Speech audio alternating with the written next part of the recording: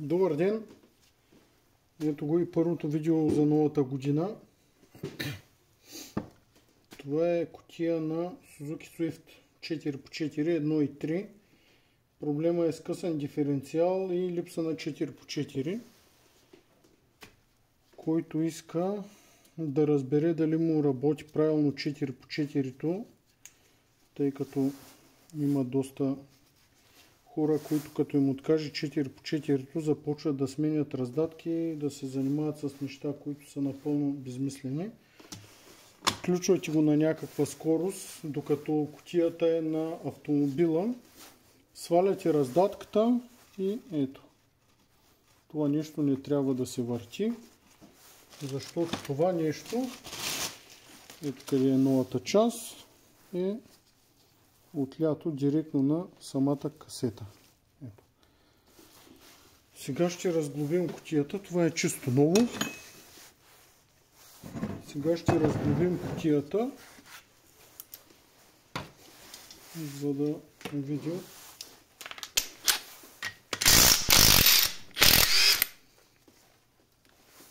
и да покажем за какво става въпрос. Само да се крие 14 камъка. Ще разглобим заедно, за да покажа нагледно как е скъсан диференциала и за какво става въпрос. Тук.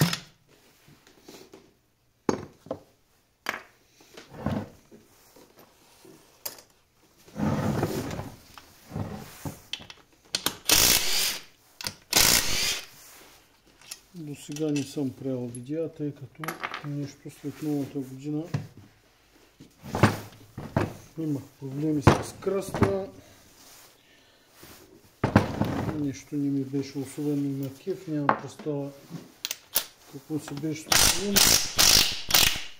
Не ми се занимаваше с правене на видеа и затова реших просто да не снимам. Аз честно казвам не съм и работил кой знае колко, защото доста ме болеше кръста.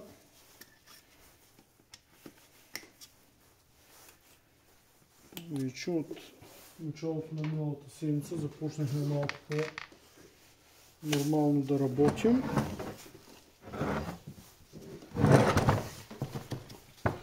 И се опитваме да наваксаме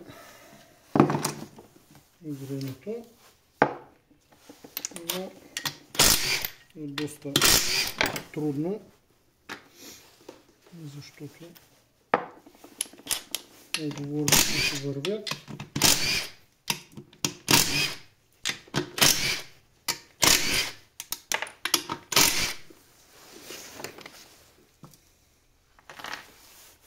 Ще направя едно видео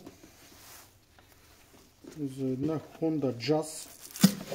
Аз имам две кутии в момента за ремонт на Honda Jazz.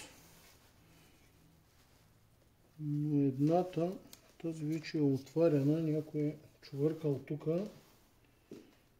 защото си личи как е търкано и тук са шкурки.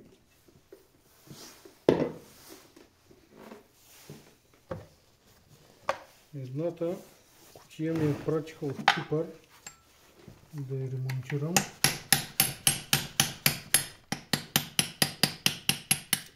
Оказва се, че тя е ремонтирана вече от някой. Кутията е изкарала 2000 км и пак се е прецакала.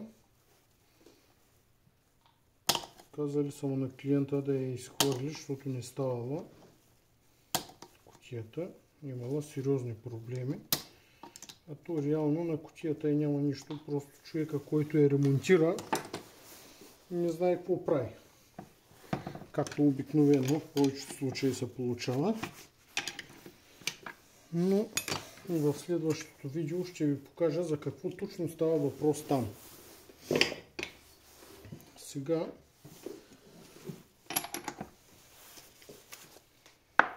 видим тук.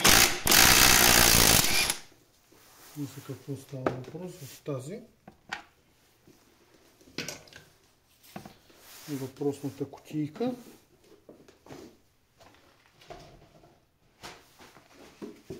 Тази кутия се монтира също така на Suzuki Ignis. На Suzuki Wagon Air е подобна. Пак е на същия принцип. Захвата не е същия и предавателните числа са други. Така че не става, но като окомплектовка е идентична на тази. Иначе има разлика в предавателните числа и няма как да се ползва. А и също така и на Subaru Justy е такава кутията, само че при Subaru има два модела. При единия модел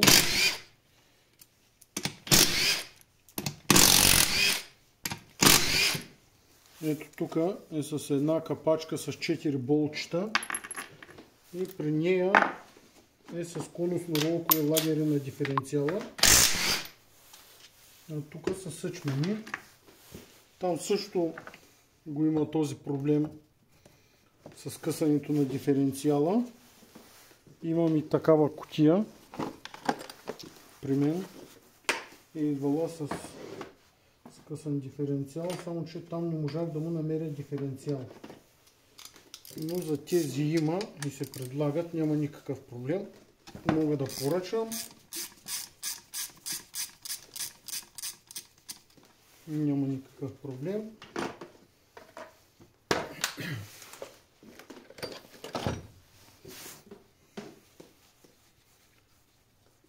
Също така пристигнаха и втората поръчка за едни DSG части, за една DSG кутия части, оригинални лагери за DQ200 с зъбни колела и ми си поръчах за една кутия и за нея ще направя видео. Тя нямам представа какво се е случило с нея. На 4-та и 6-та има изкъртени зъби на зъбните колела, единия вал ще сменяме с зъбните колела и му поръчах и комплект лагери с семеринги, всичко оригинални. Така и така е отворена. Да ги подменим и да я направим както трябва, а не след няколко месеца да има проблем с лагерите, било той и година. Хората ще си карат колата.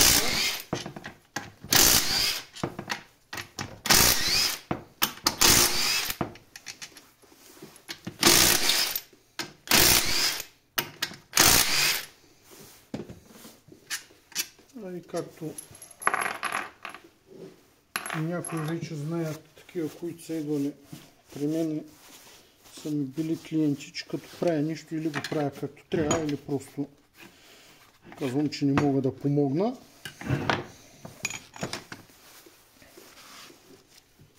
За да няма после. Аз дадах и ни пари, пак той нищо не направи. Или го правим както трябва, или казваме, че не може да помогнем. По-добре така.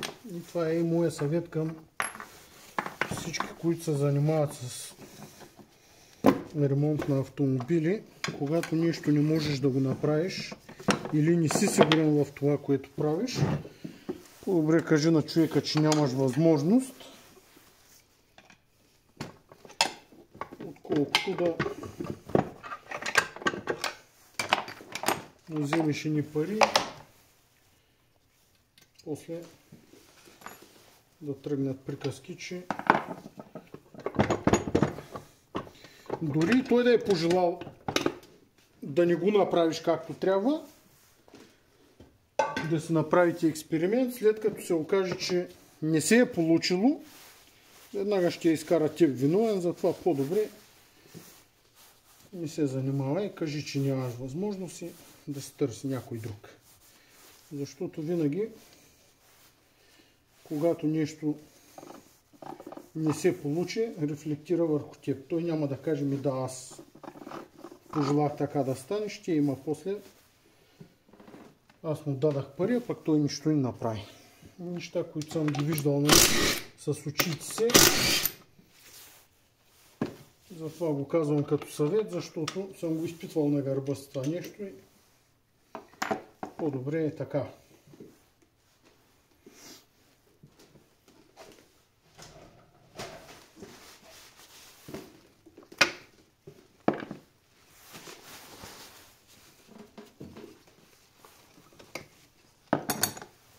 Като цяло не е сменено често маслото, както се вижда, доста зле изглежда.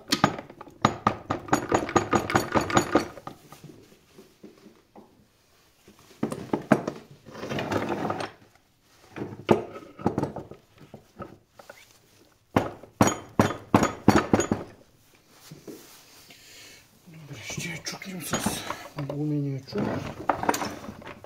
Че нещо не иска да излиза лагера.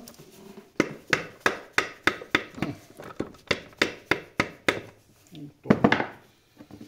Така.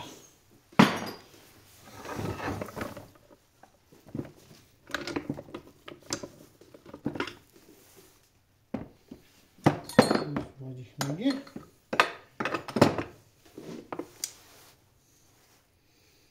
Зъбните колела са сравнително в добро състояние. Просто проблема е ето къде. Ето как е откъснато. И затова не работи 4 по 4.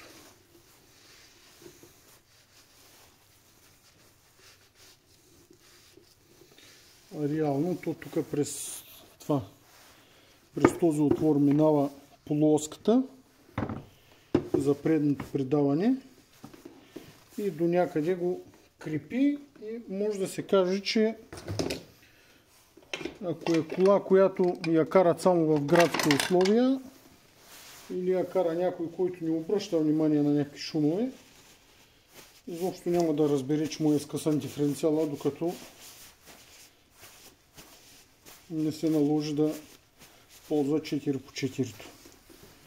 Доста такива случаи съм имал да ми кажат, че нито шуми кутията, нито нищо, просто няма 4 по 4 колата. И сменят раздатки, занимават се с неща и харчат пари, за които просто няма смисъл.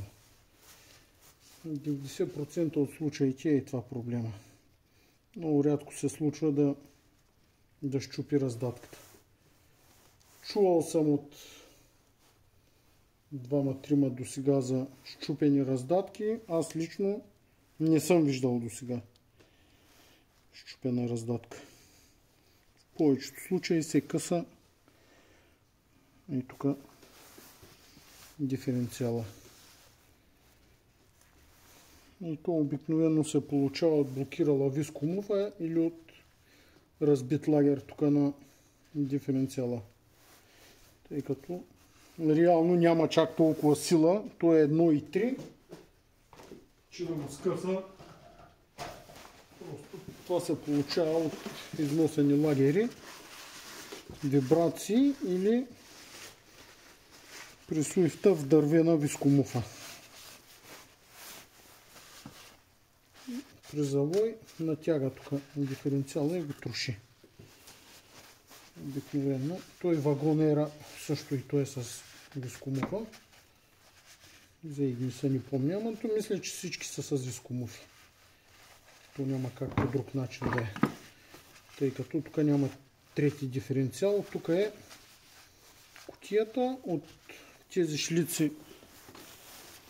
Тези шлици придават движението на раздатката, кардана назад и заминава директно на диференциала. Ако да го забършим тук, да не тикат масла, ще го измием и отвътре.